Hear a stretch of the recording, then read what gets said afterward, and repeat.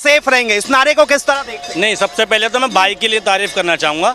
भाई ने Kashmir files movie बहुत अच्छे से देखी है और इसके बाद केरला स्टोरी भी बहुत अच्छे से देखी है। हम उस दौर में जी रहे हैं जब ड्रामे को देख के हमारी आंखों में आंसू आ जाते हैं और वास्तविकता को देखकर हम कहते हैं ड्रामा चल रहा है। हम उस दौर में जी रहे हैं। आज की बेरोजगारी इस वक्त इस व्यक्ति को नहीं दिख रही। आज लॉकडाउन में लोग लाखों लाख लोग पैदल चल गया, वो नहीं दिखा।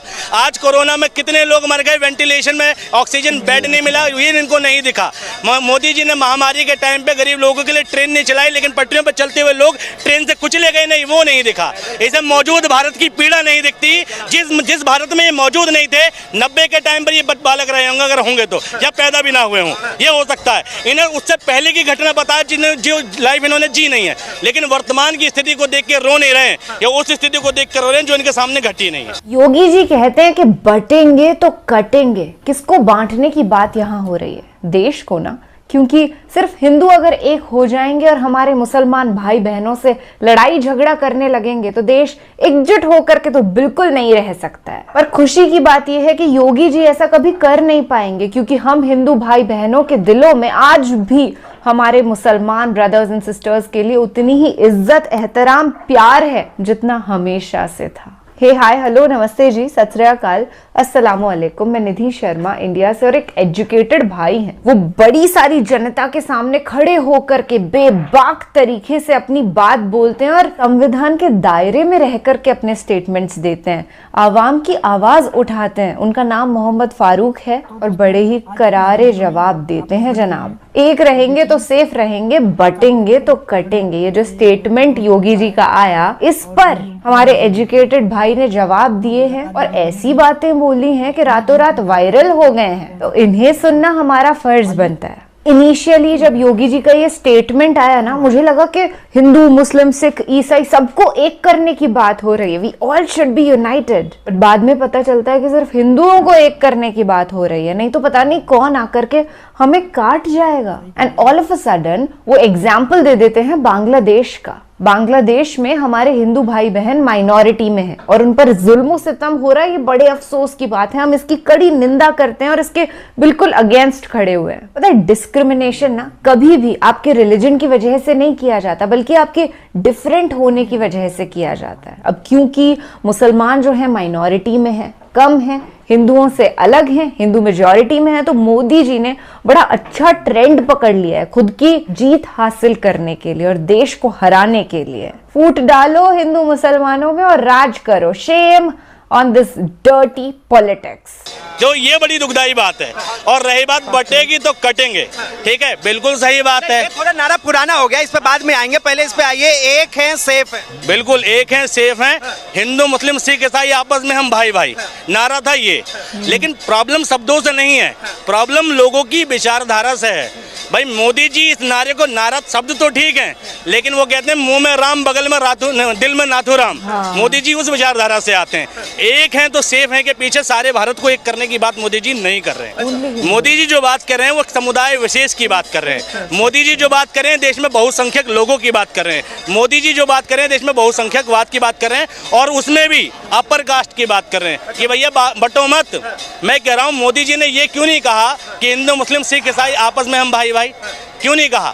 बहराइच जैसा दंगा हो गया, हमारे देश का प्रधानमंत्री किसी के जन्मदिन पर ट्वीट कर देता है वे जन्मदिन मुबारक हो, लेकिन बहराइच जैसा दंगा हो गया, ट्वीट नहीं आता कि देश में बहराइच के लोग हिंदू मुसलमान ना करें, हम भाईचारा कायम रखें, हम आपसी इस देश के नागरिक हैं और सबसे पहले इस देश के नागरिक हैं, भाई भाईचारा को कायम रखें, कोई आपस में भेदभाव ना करे। मोदी जी, योगी जी ऐसी कोई अपील नहीं करते हैं। मोदी जी झारखंड में भाषण देते वक्त उन्होंने साफ तौर पे कहा था कि आखिर कैसे आपने देखा होगा कि हिंदू आस्था पर ये लोग चोट पहुंचाते हैं, कैसे ये आपकी बेटियों को लेके चले जाते हैं, कैसे आपकी ये रोटी छीन लेते हैं। मैं 2014 के मोदी जी को देख रहा हूँ। अच्छा। जिस व्यक्ति ने कहा था बहुत हुई महंगाई की मार, अब की बार मोदी सरकार। जिस व्यक्ति ने कहा था भाई बेरोजगारी की मार, अब की बार मोदी सरकार। जिस व्यक्ति ने कहा था मेक इन इंडिया बनाएंगे, जिस व्यक्ति ने कहा था 100 स्मार्ट सिटी बनाएंगे, जिस व्यक्ति ने कहा था घर घर शौचालय पहुंचाएंगे, जिस व्यक्ति ने कहा था घर घर सिलेंडर पहुंचाएंगे, जिस व्यक्ति ने कहा था कि देश में भैया जो जीडीपी है उसको तीसरे नंबर पे पहुंचाएंगे, जिसने कहा था भाई देश में जो है भाई बेरोजगारी को बिल्कुल जड़ से खत्म कर देंगे, हर साल जो है 2 करोड़ रोजगार देंगे। आज मोदी जी के इतने काम के बावजूद देश के प्रधानमंत्री की इतनी हैसियत नहीं है जो ये कह सके कि मैंने काम किया है तो वोट दो। दिल्ली में 70 विधानसभा 70 सीटों का एक मुख्यमंत्री है जिसका क्राइटेरिया भी बहुत लिमिटेड है। स्कूल हॉस्पिटल जैसा काम वो करता है, ठीक है, बिजली पानी जैसी सुविधा बस उसके अंडर है, पुलिस उसके अधीन नहीं है। उसके बावजूद उस मुख्यमंत्री की इतनी हैसियत है जो छाती ठोक के कहता है कि अगर मैंने काम किया हो तो वोट दो और काम नहीं किया हो तो वो वोट मत दो। लेकिन देश का प्रधानमंत्री जो देश का सुप्रीम लीडर है, सारी पावर उसके हाथ में, सारी सत्ता उसके हाथ में, पुलिस उसके हाथ में, मिलिट्री उसके हाथ में, ईडी उसके हाथ में, सीबीआई उसके हाथ में, मीडिया उसके हाथ में, ठीक है, और विपक्ष के कई नेता भी बीजेपी में, ठीक है, भ्रष्टाचारी नेता भी। इसके बावजूद नरेंद्र मोदी की हैसियत और औकात इतनी नहीं है कि वो कहता है कि मैंने काम किया हो तो वोट दो। थोड़ा सा शब्दों का प्रयोग सही कीजिए। ठीक है, नरेंद्र मोदी ये तक नहीं कह पा रहे कि भाई मैंने काम किया हो तो वोट दो। क्यों करना पड़ रहा है देश के प्रधानमंत्री को हिंदू मुसलमान? एक सवाल आपने बहुत अच्छी बात कही, प्रधानमंत्री ने काम नहीं किया, तो आखिर तीसरी बार बीजेपी एनडीए की सरकार इस देश के लोगों ने क्यों बनाई? अंग्रेजों ने भारत पे 200 साल राज किया था, पता है आपको? भारत पर राज करना और भारतीयों के दिलों पर राज करने में फर्क होता है, ठीक है। जबरन सत्ता तो कहीं बना ली जाती है भाई। 19 लाख ईवीएम गायब है, पता नहीं है, ठीक है। जगह जगह भाई इलेक्शन के टाइम पे घोटाले की खबरें आती हैं। 2014 से पहले इलेक्शन में चुनाव आयोग पर कोई शिकायत नहीं जाती थी, चुनाव आयोग कटघरे में नहीं खड़ा होता था, कोई बात नहीं करता था ऐसी। लेकिन 14 के बाद मोदी जी ने ऐसा क्या किया कि वे लोग शक करने लगे कि ईवीएम में घोटाला है? 2014 के बाद मोदी जी ने ऐसा क्या किया कि लोग भाई चुनाव आयोग पर सवाल उठा रहे हैं? तो सरकार तो हुक से या क्रुक से मोदी जी बना लेंगे, लेकिन भारतीयों पर राज करने की बात है, भारतीयों के दिलों पर राज करने की बात है। आज तक भी मैं कह रहा हूं कि इस देश की जनता मोदी जी को स्वीकार नहीं कर पाई है। 10-20% अंधभक्तों को छोड़ दो तो, ठीक है, देश की 80% जनता आज भी मोदी से परेशान है। भले ही नरेंद्र मोदी तीसरी बार प्रधानमंत्री बन गए हों, लेकिन लोगों के दिल में टीस यही है कि बन कैसा गया साल। देखिए, एक रहेंगे सेफ रहे का नारा जिस तरह हरियाणा के अंदर चला था, बटोगे कटोगे, ये मास्टर स्ट्रोक था बीजेपी का। अब उसी तरह का ये वाला नारा जो है, अब क्या लग रहा है आपको कि झारखंड में बीजेपी के लिए बिल्कुल सही साबित? मुझे एक बात समझ नहीं आती, 2014 से पहले ये नारा किसी ने दिया क्यों नहीं? क्यों नहीं दिया? क्योंकि इससे पहले बटे हुए नहीं थे। मोदी जी के 10 साल के शासन की उपलब्धि है कि हम बट गए, मोदी जी को खुद पता है, और मोदी जी कह रहे हैं मत बटो। यानी मोदी जी अपने ही शासन व्यवस्था की बात कर रहे हैं कि 10 साल में हमने ये व्यवस्था दी है कि तो हिंदू और मुसलमान आपस में बट चुके हैं, इसलिए बटोगे तो कटोगे नहीं, और अगर ये इससे बचना है तो दूसरी सरकारों को वोट दे दो, मोदी जी को मत दो। बटोगे तो कटोगे, बात सच है, लेकिन मोदी जी की जो मंशा है ना, वो हिंदू मुसलमान को एक करने की मंशा नहीं है। बांग्लादेश में मुसलमान नहीं बटे, ठीक, वो एक है, और दूसरे जो अल्पसंख्यक है वहाँ के वो कट गए, यानी हिंदू कट गए। भारत में बहुसंख्यक इस देश के हिंदू हैं और अल्पसंख्यक मुसलमान हैं, तो किसको यूनाइट करने की बात कर रहे हैं? बहुसंख्यक को। बटोगे तो कटोगे से आशय क्या है?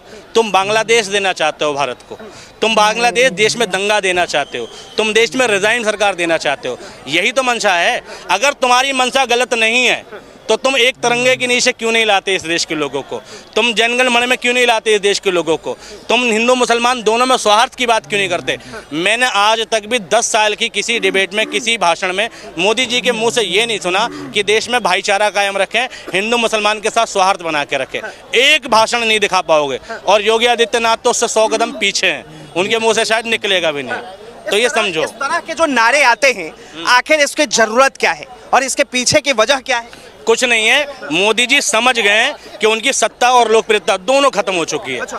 अब उनका काम का सहारा तो रहा नहीं, तो अब सहारा बचा यही नारे देने पड़ेंगे, ठीक है भाई। जब उनकी लोकप्रियता थी तब नारे थे बेरोजगारी की मार, महंगाई की मार। अब लोकप्रियता खत्म, मोदी जी का टाइम गया, तो मोदी जी सोच रहे हैं जाते जाते भी। मैंने एक कहानी सुनी थी, एक नकारा आदमी जो होता है जब मर जाता है ना, जीते जी तो तकलीफ देता ही है, मरने के बाद भी तकलीफ देता है। वो छोटी सी कहानी थी, वो कहानी ऐसी थी कि एक गांव में एक बहुत नकारा आदमी था, पूरा गांव परेशान था, बहुत परेशान था। तो लोग सोचते थे मर जाए, और वो मर गया। और मरते वक्त उसने अपनी वसीयत लिखी कि जब मैं मर जाऊं तो मेरे मुंह में 5 फीट डंडा ठोक दिया जाए, और मेरी मैयत को गाजे बाजे से लेके जाया जाए, ठीक है, और पुलिस थानों के चक्कर लगा के लेके जाया जाए। और लेके गया, जब कफन 5 फुट ऊपर देखा पुलिस वाले ने, तो कहा किसकी मैयत है दिखाओ, तो देखा कि मुंह में डंडा है। तो भाई उसके बाद पुलिस वाले ने कहा ये मरा नहीं, तुमने मारा है। सारे गांव में जितने लोग मैयत में शामिल सबको जेल हो गई। से जाने के बाद भी परेशान करेंगे। मोदी जी ने वो शासन दिया है कि लोगों के मन में जो जहर बो के गए हैं ना, ये अगले 20 सालों तक निकालेगी कांग्रेस, तब निकलेगा। एक बात बताइए, प्रधानमंत्री कहते हैं कि कांग्रेस कहीं ना कहीं जातिवाद की राजनीति करती है और हम सबको एक करने की राजनीति करते हैं, तो दिक्कत क्या है, तकलीफ क्या है? मोदी जी के एक करने में बहराइच का दंगा हो जाता है, मोदी जी के एक करने में हाथरस में कांड होता है और एक समाज के खिलाफ पंचायत होती है, ठाकुर समाज पंचायत करता है दलितों के खिलाफ। मोदी जी के शासन में नोएडा में एक त्यागी समाज का व्यक्ति एक महिला को अभद्र टिप्पणी करता है और उस त्यागी समाज के लोग उसके समर्थन में आते हैं कि गलत सही नहीं जानते। मोदी जी की उपलब्धियां हैं, मोदी जी के शासन में पेशाब कांड हो जाता है। किस एकता की बात कर रहे हो तुम? सबसे ज्यादा हिंदू मुसलमान के दंगे जो रिपोर्ट हुए, छुटपुट घटना जो रिपोर्ट हुई है, वो मोदी जी के 2014 के बाद रिपोर्ट हुई है। मोदी जी के शासन में भाई पहलू खान मर जाता है, इखलाक अहमद मर जाता है, ठीक है, हरियाणा में नू का दंगा हो जाता है, कन्हैया लाल भी मर जाता है, ठीक है, बिल्कुल कन्हैया लाल भी मर जाता है, ठीक है। नू में अतीक अहमद नहीं ना, बिल्कुल नहीं, अतीक अहमद नहीं, ठीक है। देखो ये बिल्कुल नहीं, मैं कभी सपोर्ट नहीं कर सकता अतीक अहमद का, ठीक। नो का दंगा हो जाता है, ठीक है। मोदी जी की व्यवस्था इतनी जानदार व्यवस्था है कि इतने दंगे हो जाते हैं। भाई मोदी जी अगर वास्तव में इस देश में व्यवस्था ठीक दे रहे हैं, हिंदू मुसलमान की व्यवस्था को ठीक कर रहे हैं, क्यों रिपोर्ट हो रही है हिंदू मुसलमान की घटना चटपट जगह? रोजाना वीडियो है हिंदू मुसलमान का स्वार्थ बिगड़ने की। कोई किसी के धर्म को गाली दे रहा है, कोई किसी के धर्म को दे रहा है। 14 से पहले तो नहीं था ये सब। कोई कहीं पोस्टरबाजी कर रहा है, कोई कहीं पोस्टरबाजी कर रहा है। 14 से पहले तो नहीं था। यति नरसिम्हानंद जैसे लोग, ठीक है, मंदिर के मठाधीश बने बैठे हैं, वो APJ अब्दुल कलाम तक को आतंकवादी कह देते। 2014 से पहले तो नहीं था ये सब। मोदी जी की